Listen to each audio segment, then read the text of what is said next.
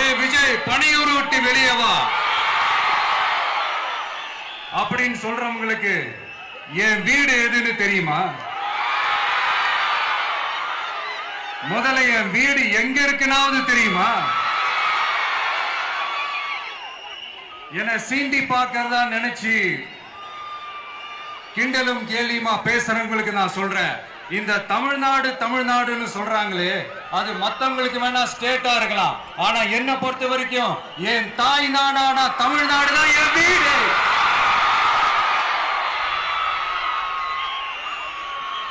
என் வீட்டுல மொத்தம் எத்தனை பேர் இருக்காங்க தெரியுமா? 8 கோடி பேர் இருக்காங்க. ஒட்டுமொத்த தமிழ்நாட்டு மக்களும் என் வீட்டு மக்கள், என் குடும்பம், என் உறவு, என் சொந்தம். எனக்கு எல்லாமும் கொடுத்த இந்த 8 கோடி சொந்தங்களுக்கு இனிமே எல்லாமுமா கூட நிக்க போறது இந்த விஜய் மட்டும்தான்.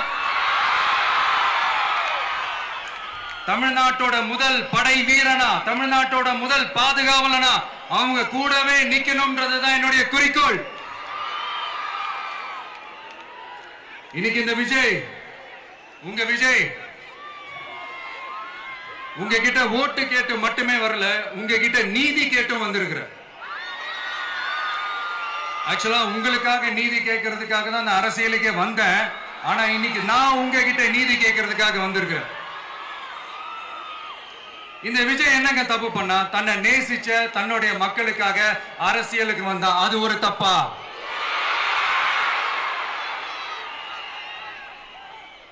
எல்லாத்தையும் ஒதுக்கி தள்ளிட்டு மக்களுக்காக மட்டுமே வந்த அது ஒரு தப்பா? இந்த மத்த கட்சிகளுக்கெல்லாம் மாநாடு நடத்துறதுக்கோ பொதுக்கூட்டம் நடத்துறதுக்கோ இல்ல ஹால் ஃபங்க்ஷன்ஸ் நடத்துறதுக்கோ பர்மிஷன் கொடுப்பாங்க, இடம் கொடுப்பாங்க. ஆனா நமக்கு மட்டும் இடம் கொடுக்க மாட்டாங்க, கொடுக்கவும் விட மாட்டாங்க. இது என்னங்க நியாயம்? நான் போய் மக்களை சந்திக்கிறதுக்கோ இல்ல மக்கள் வந்து என்ன சந்திக்கிறதுக்கோ ஒரு உரிய இடமோ இல்ல உரிய பாதுகாப்போ மத்த கட்சிகளுக்கு எல்லாம் கொடுப்பாங்க. ஆனா எனக்கு கொடுக்க மாட்டாங்க, கொடுக்கவும் விட மாட்டாங்க. இது என்னங்க நியாயம்? இந்த SOPs சொல்லுவாங்க, அதனுடைய ஃபுல் ஃபார்ம் வந்து ஸ்டாண்டர்ட் ஆபரேட்டிங் ப்ரொசீஜர். ஆனா எனக்கு மட்டும் அது ஸ்டாலின் சார் ஆபரேட்டிங் ப்ரொசீஜர். இது என்னங்க நியாயம்?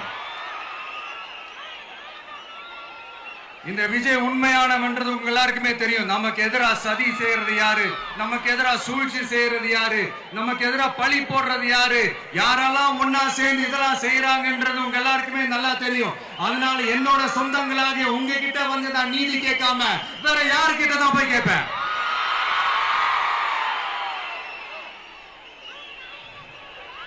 செல்ஃபே எடுக்காத ஒரு கூட்டணி கணக்கு,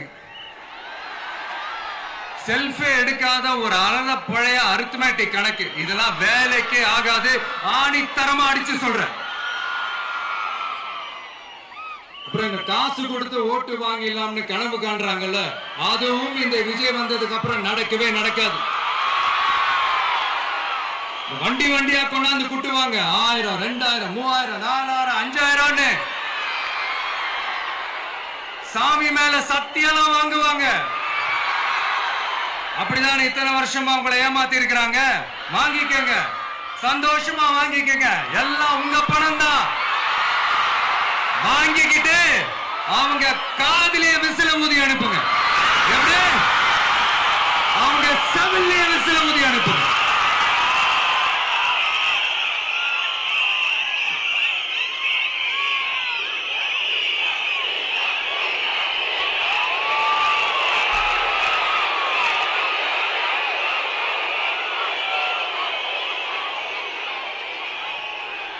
அடுத்து நம்மளுடைய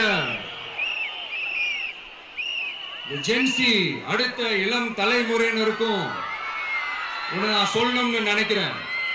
இந்த பணத்தை கொடுத்து ஏமாத்தி ஓட்டு வாங்குற அந்த கலாச்சாரம் ஒழியணும். பணத்தை கொடுத்து ஏமாத்தினா ஏமாறுவீங்க. உங்களை தான் கேட்கிறேன், பணத்தை கொடுத்து ஏமாத்தினா ஏமாறுவீங்க? எல்லாரும் கொஞ்சம் கையப்படி வைங்களேன் எனக்காக. நான் சொல்றதை கொஞ்சம் ரிப்பீட் பண்ணுங்க. எங்க ஓட்டு எங்க உரிமை, எங்களை யாரும் விலைக்கு வாங்க முடியாது. எங்கள் ஓட்டு விசில் சின்னத்துக்கு தான். வேற யாரையும் நம்பி ஏமாற மாட்டோம். தேங்க்யூ. கேட்டுச்சா சார்? இனிமே நீங்க கொள்ளையடிச்சு வச்சிருக்கிற பணம் எல்லாம் வேஸ்டா போகுது, குப்பையில தான் தூக்கி போடணும். உங்களுடைய இந்த ஊழல் ஆட்சியும் மக்கள் குப்பையில தான் தூக்கி போட போறாங்க. அடுத்து ஒவ்வொரு வீட்டில் இருக்கிற என்னுடைய குட்டி நண்பா நண்பீஸுக்கும் நான் சொல்லணும்னு நினைக்கிறேன். வீட்டில் டிவியில உட்கார்ந்து இந்த பிரச்சார மீட்டிங் எல்லாம் பார்த்துட்டு இருப்பீங்க. உங்களையும் உங்களுடைய ஃபியூச்சரையும் மைண்ட்ல வச்சுக்கிட்டு தான் நாம அரசியலுக்கே வந்திருக்கிறோம். அதனால எனக்காக நீங்க ஒண்ணு செய்யணும். தொடர்ந்து செஞ்சுக்கிட்டு தான் இருக்கிறீங்க. நான் நிறைய கியூட்டான வீடியோஸ்லாம் நான் பார்க்கிறேன். லைக் உங்க அம்மா அப்பா கிட்ட மைக்க நீட்டி யாருக்கு ஓட்டு போடுவீங்கன்னு கேட்டா பின்னாடி இருந்த அந்த பையன், அம்மா விஜய்னு சொல்லுவா, அப்பா விஜய்னு சொல்லுப்பா அப்படின்னு நிறைய அந்த கியூட்டான வீடியோஸ் எல்லாம் பாக்குறேன். அதை தொடர்ந்து தயவு செஞ்சு அதை தொடர்ந்து கண்டினியூ பண்ணுங்க. உங்க வீட்டுல இருக்கிற உங்களுடைய அப்பா அம்மா தாத்தா பாட்டி பெரியப்பா பெரியப்பா சித்தி சித்தப்பா அத்தை மாமா ஓட்டு போடுற வயசுல இருக்கிற அண்ணன் அக்கா எல்லாரையும் விசில் சின்னத்துக்கு ஓட்டு போட சொல்லுங்க. விசில் சின்னத்துக்கு ஓட்டு போட வைங்க.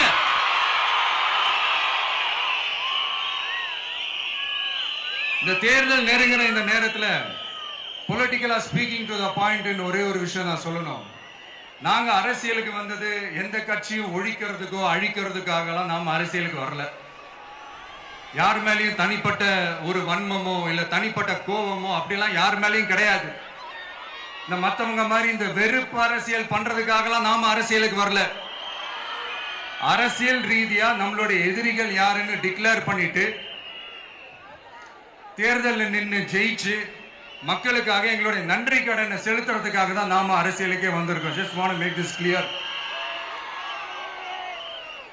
அவங்கள கேள்வி கேட்கறதுக்கு முன்னாடி அவங்களோட இயலாமையை மறைக்கிறதுக்காக இந்த ஏ டீம் பி டீம் இதெல்லாம் கூட சேர்த்துக்கிட்டு ஒரே விஷயத்த சொல்லி அழுவுறாங்கல்ல. என்னன்னு சொல்லி அழுவுறாங்க? அனுபவம் இல்லாதவங்களால எப்படி ஆட்சி அதிகாரத்தை செய்ய முடியும் அப்படின்னு ஒரே விஷயத்த சொல்லி அழுவுறாங்கல்ல. அந்த அழுகைக்கு நாம ஒரு பதிலடி கொடுக்கணும்ல. மக்களே, நான் உங்களையே கேட்கிறேன், தெரியாம தான் கேட்கிறேன். இந்த அனுபவம் அனுபவம் அனுபவம்னு சொல்றாங்களே, அதிகாரத்தை வச்சு மக்கள் பணத்தை கொள்ளையடிச்சதை தாண்டி வேற ஏதாவது கொம்பு முளைச்ச பெரிய அனுபவம் இவங்களுக்கு இருக்குதா?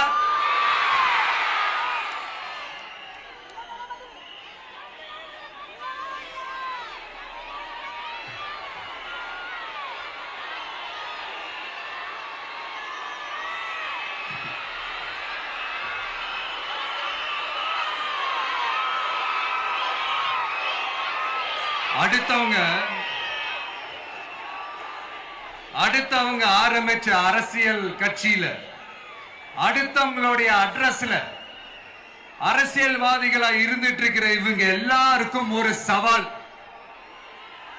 என்ன மாதிரி தனியா என்ன மாதிரி சொந்தமா ஒரு கட்சி ஆரம்பிச்சு 1% அட்லீஸ்ட் 1% வாக்கு வாங்கி காட்டுற அந்த தில் இருக்குதா, திராணி இருக்குதா? 30 வருஷமா மக்கள் இயக்கமா இருந்து இன்னைக்கு மிகப்பெரிய ஒரு அரசியல் கட்சியா வளர்ந்து இந்த கூட்டணி கட்சிகள் மட்டுமே நம்பி இருக்கிற 75 வருஷ கட்சி 50 வருஷ கட்சின்னு இன்னைக்கு ஆட்சி அதிகாரத்துல இருந்துட்டு இருக்கிற இவங்க எல்லாரையும் மீறி இன்னைக்கு களத்துல தனியா நின்னு இந்த 2 வருஷத்துல முதன்மை சக்தியா வளர்ந்து 30% தாண்டி இன்னைக்கு மக்கள் ஆதரவை பெற்றிருக்கிற நமக்கு அனுபவம் இல்லையா?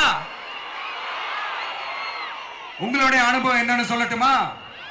கட்சி ஆரம்பிச்ச அண்ணாவை மறந்தது, கட்சி ஆரம்பிச்ச எம்ஜிஆர் அவர்களை மறந்தது, கட்சியை வளர்த்த ஜெயலலிதா மேடம் அவங்களை மறந்தது.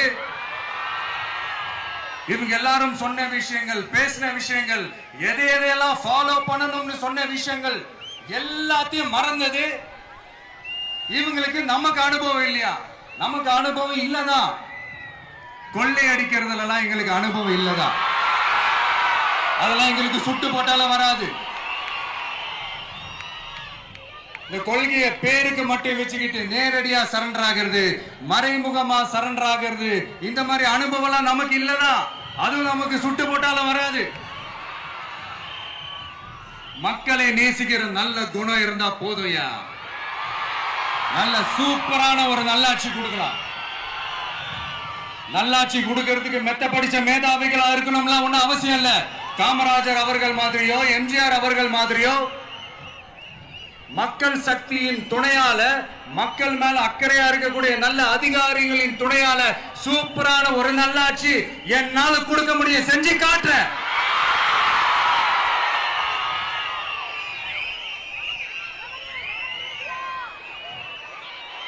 நாலரை வருஷம் ஆச்சு, 4.25 வருஷத்துக்கு மேல ஆகுது. இப்போ ஒவ்வொரு வீட்டு கதவையா தட்டி உங்கள் கனவுகளை சொல்லுங்கள், உங்கள் கனவுகளை சொல்லுங்கள், நாங்கள் அதை நிறைவேற்றி காட்டுறோம். இல்ல, ஸ்டாலின் சாருக்கு மக்கள் சார்பா ஒரு கேள்வி. மக்களுடைய கனவு என்னன்னு உங்களுக்கு தெரியுமா சார்? அது சரி, அவங்க என்ன நினைக்கிறாங்கன்னு உங்களுக்கு தெரியாது. அதுக்கப்புறம் எப்படி அவங்க கனவுகளை பத்தி உங்களுக்கு தெரியும்? மக்களோட கனவு என்னன்னு நான் சொல்லட்டுமா சார்?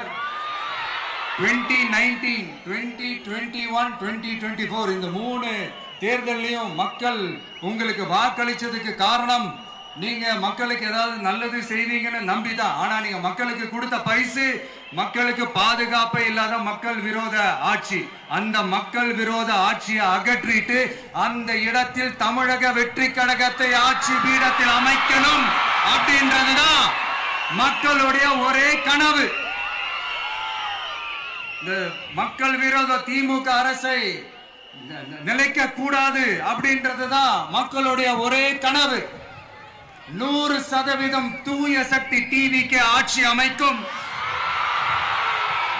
அதுல உங்களுடைய கனவுகள், உங்களுடைய ட்ரீம்ஸ் எல்லாமே ஃபுல்ஃபில் ஆகும், நிஜமாகும்.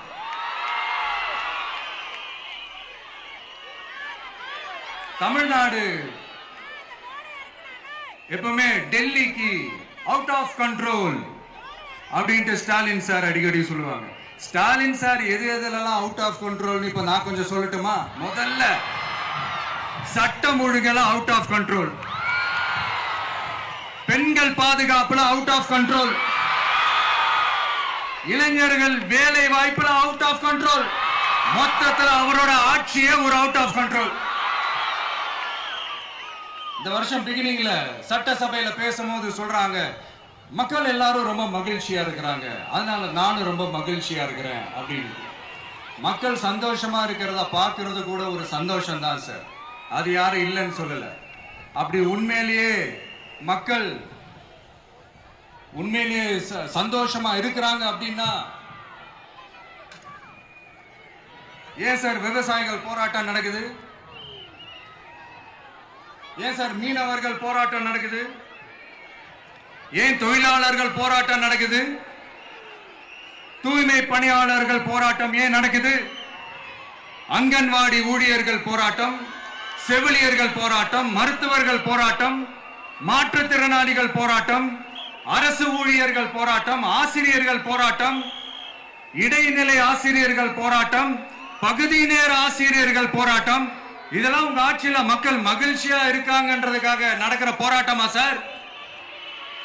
எனக்கு தெரிஞ்சு மக்கள் சந்தோஷமா இருக்கிறாங்கன்னா பொங்கல் வச்சு கொண்டாடுவாங்கன்னு கேள்விப்பட்டிருக்கேன். உங்க ஆட்சியில தான் போராட்டம் நடத்தி அவங்களுடைய மகிழ்ச்சியை வெளிப்படுத்துறாங்கன்னு நினைக்கிறேன்.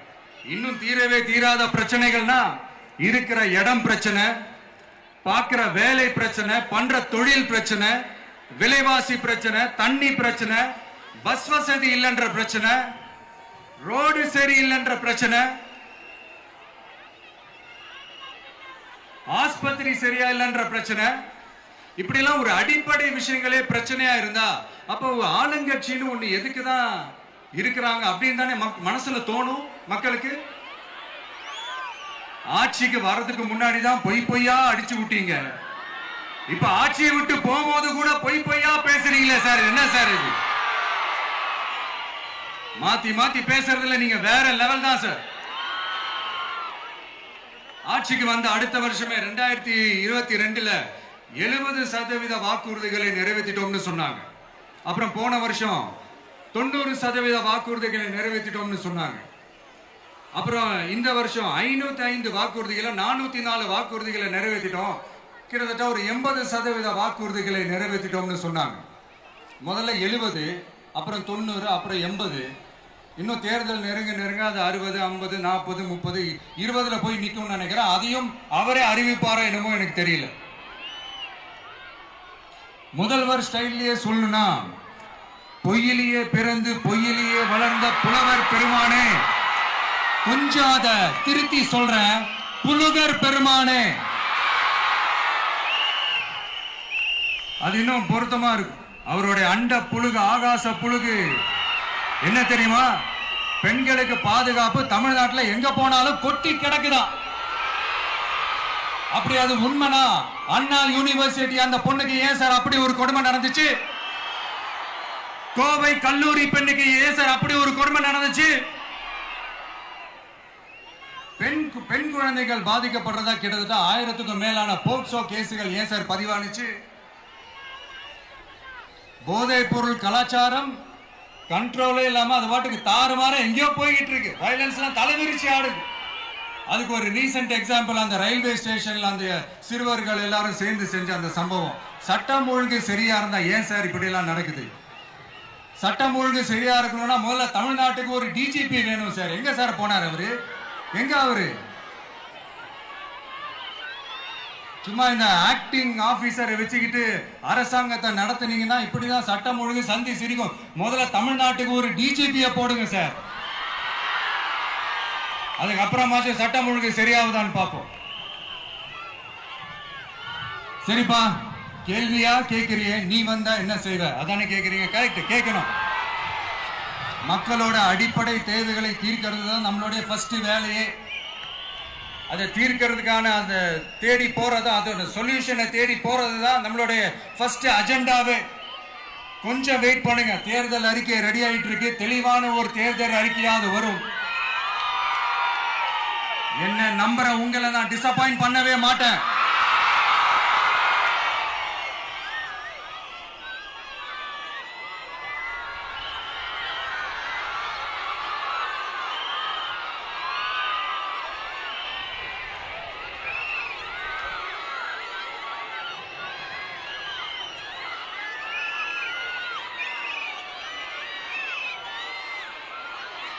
இந்த சும்மா ஆட்சிக்கு வரணும்ன்றதுக்காக இந்த நடைமுறைக்கு சாத்தியமே இல்லாத இந்த மாதிரி விஷயங்கள் எல்லாம், வாக்குறுதிகள் நான் என்னைக்குமே கொடுக்கவே மாட்டேன். அதே மாதிரி ஆட்சிக்கு வந்ததுக்கு அப்புறம் கூட அவங்க அது தரல, இவங்க இது தரல அப்படின்லாம் பம்மிக்கிட்டு இல்லாம உங்களுக்காக எந்த எக்ஸ்ட்ரீமுக்கும் போய் நான் போராடவும் தயாரா இருக்கிறேன். அதனால நான் மறுபடியும் இதை நான் ரிப்பீட் பண்றேன். இவ்வளவு நாள் இதை நான் மட்டும் தான் சொல்லிக்கிட்டு இருந்தேன். இப்ப களமே சொல்லுது, 2 பேருக்கு நடுவுல தான் போட்டியே.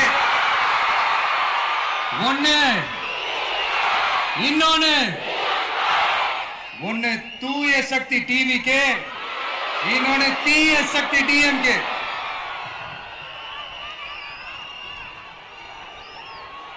இப்ப நம்ம இந்த எலெக்ஷன் விஷயத்துக்கு வருவோம். விஜய் என்னப்பா இவரை மட்டும் தான் எதிர்க்கிறாரு, இவங்களை எதிர்க்க மாட்டேன்றாரு, அவங்கள பத்தி எதுவுமே சொல்ல மாட்டேங்கிறாரு. இல்ல நான் கேட்கிறேன், இது யாருக்கான எலெக்ஷன்? தமிழ்நாடு சட்டசபைக்கான ஒரு தேர்தல். இப்ப இங்க யார் ஆட்சியில் இருக்கிறா? யாரு பொய்யா வாக்குறுதிகளை கொடுத்து மக்களை ஏமாத்துறது? யாரு மக்கள் விரோத ஆட்சியை நடத்துறது? அப்ப இங்க யாரை அகற்றணும்? இந்த மக்கள் விரோத திமுக அரசை அகற்றணும்னா நம்ம யாரை எதிர்க்கணும்? எதுக்கு தேவையில்லாம பல முறை மக்கள் ஆல்ரெடி டிலீட் பண்ணவங்களை எதுக்கு? நம்மளுடைய கான்சென்ட்ரேஷன், நம்மளுடைய டார்கெட் திமுகன்றப்போ டார்க்னஸ் குள்ள எதுக்கு கல்லெறியணும்? இங்க மக்களை விரும்புற விஜய் வேணுமா, இல்ல மக்கள் விரோத ஆட்சி நடத்துற ஸ்டாலின் சார் வேணுமா? அவ்வளவுதான் இந்த தேர்தலே. இதுக்கு நடுவுல வேற யாருமே கிடையாது. புரியுதுங்களா உங்களுக்கு? என் நெஞ்சில் குடியிருக்கும் சேலம் மக்களே,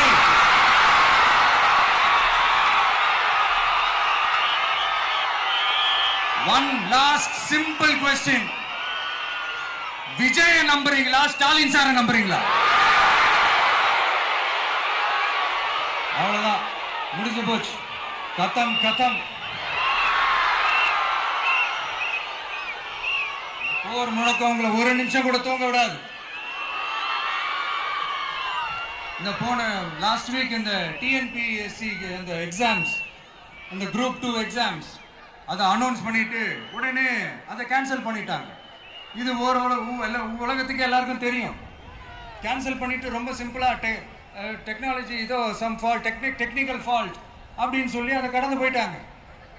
இத்தனை வருஷமா ராத்திரி பகலமா கஷ்டப்பட்டு படிச்சு எப்படியாவது நமக்கு அந்த வேலை கிடைக்காதான்னு அந்த எக்ஸாம்ஸை ஃபேஸ் பண்ண வந்த நம்மளுடைய தம்பி தங்கைகள் எவ்வளவு ஒரு மன உளைச்சலுக்கு ஆளாயிருப்பாங்க. அதை யாராவது யோசிச்சு பார்த்தீங்களா? ஒரு எக்ஸாம்ஸ் ஒழுங்கா நடத்த தெரியல, இதுல உலக நாடுகளோட போட்டி போடுறாங்களாம். நம்மளுடைய தம்பி தங்கைகள் நம்ம அம்மா அப்பா கிட்ட சொல்லுங்க,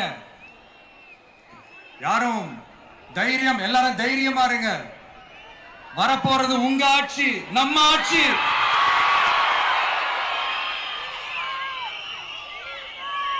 அதனால இந்த மாதிரிலாம் எதுவும் நடக்காம சமூக நீதிக்கான ஒரு நல்ல ஆட்சியை அமைப்போம்.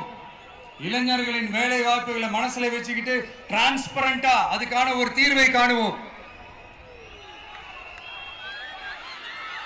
நான் விக்கிரவாண்டி மாநாட்டில் பேசும்போது ஒரு பொலிட்டிக்கல் பாம் ஒன்னு சொன்னேன், ஞாபகம் இருக்கா?